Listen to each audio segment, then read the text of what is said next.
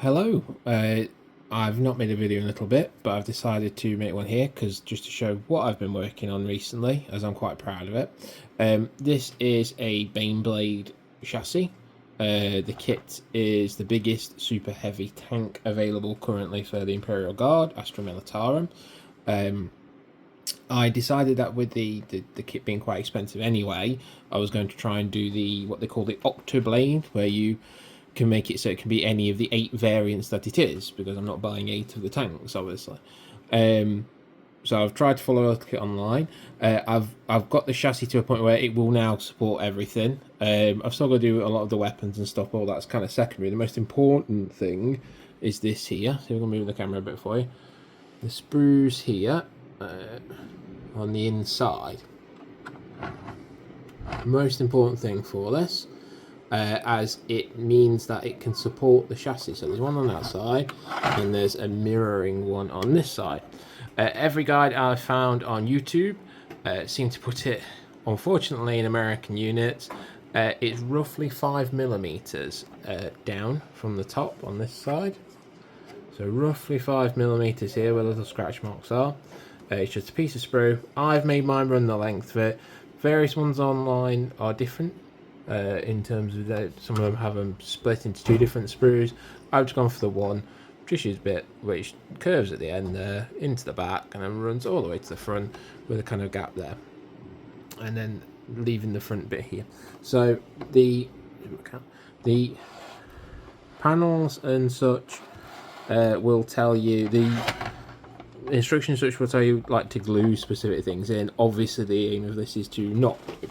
So I've got the chassis to this level where I've glued everything in, and obviously I've taken some of these symbols off, but I'll put this back bit in here, which is the engine cowling, but also a step for one of the variants for a crew compartment, which you will hopefully see in a minute.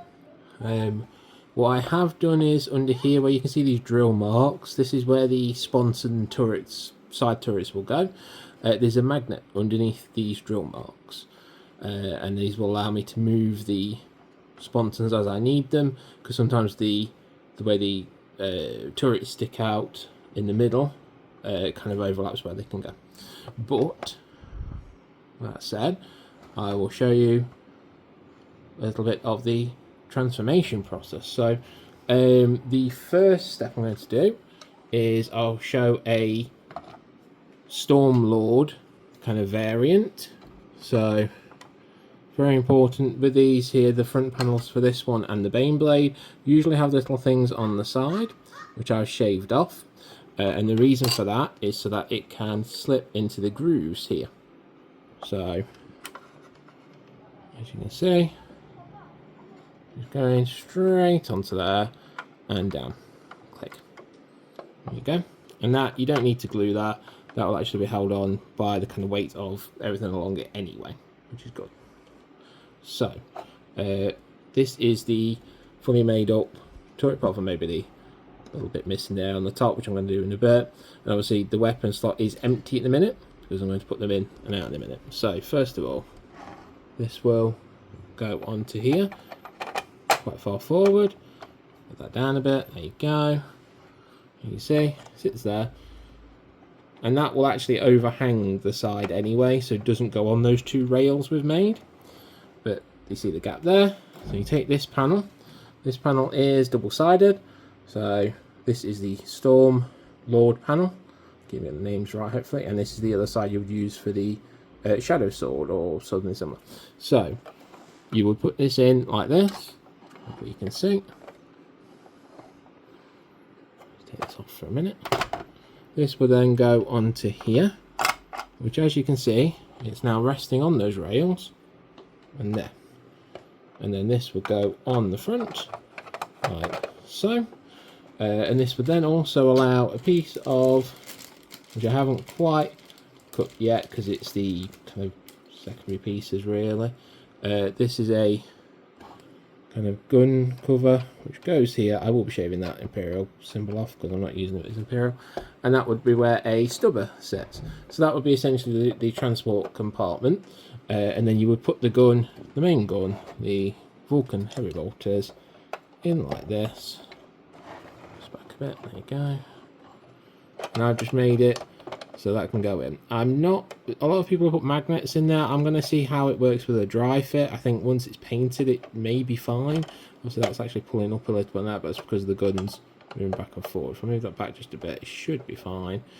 Maybe a little bit rattly as it goes. I'll see how it goes once I'm in kind of using it and stuff. But yeah, so that's the, that can move a bit, bam, bam, bam. And that just comes out like so. One tip I did find on a second video, which I find not the first one, was to use these panels. Again. So these are the front plates with the kind of side bit missing here. I put the other ones on and I've had to peel them off, and that's what the scratch damage is. So I'm going to put that as battle damage, but that's because Vulcan Mega Bolter sticks out a little bit on the side, as you can see. The normal panels wouldn't account for this, but if you put the, essentially the Shadow Sword's gun in there, it leaves a little thing on the side, but it doesn't really matter too much. Now, the main thing is to build up a lot of the separatives separately. So that will be the Stormlord. Let me just take these bits off, and I'll show you the what would be the Shadow. That would do for, say, the front was with the Stormlord. If we take this bit off, turn this around, put it in the front, like so. Make sure it's right around, obviously, like that. And then I have a little panel here, which goes on for the engine cowling. This would just go back in, like that. And then turn this around, show you. There. And that would be, that is the back bit, which is basically the, I don't know, the power housing or whatever for the various weapons. So that will be the Shadow Sword, the Storm Sword, and the Bane Hammer, I believe it is, or the Doom Hammer. It's one of them. Bane Lord, maybe. One of them. But yeah, so the only difference will be the barrels. So for instance, this is the Storm Sword barrel, like that. Which I do have to figure out a way to keep that on, because then the Shadow Sword barrel comes out from that further, obviously to make a larger barrel and everything. So I'm going to have to figure out a way to try and keep that on, essentially. I might magnetize this. It depends, because the dry fit is pushing the glue back. There you go. So that's the, would essentially be the Storm Sword, just needs tidying up. And then you've got, say, the Shadow Sword barrel is the kind of long extension to that, and then on that end. So the Baneblade has a slightly different configuration. As you see, I've set it back to normal. So this is the front panel for the Baneblade. It's a smaller one. Essentially, it's half the panel of the Shadow Sword one. So it will go in the front like that, because the Shadow Sword one has, as you can see, essentially that bit and the next bit. But this is the whole Baneblade top piece. So it will go in here, kind of go on to the front like that, and that's the Baneblade. Basically, the only downside is the back here. I've already put an engine cowling in for the Shadow Sword and those variants, but the easy fix for that would probably be just to take it off here, because as you can see, it's basically very similar, very similar.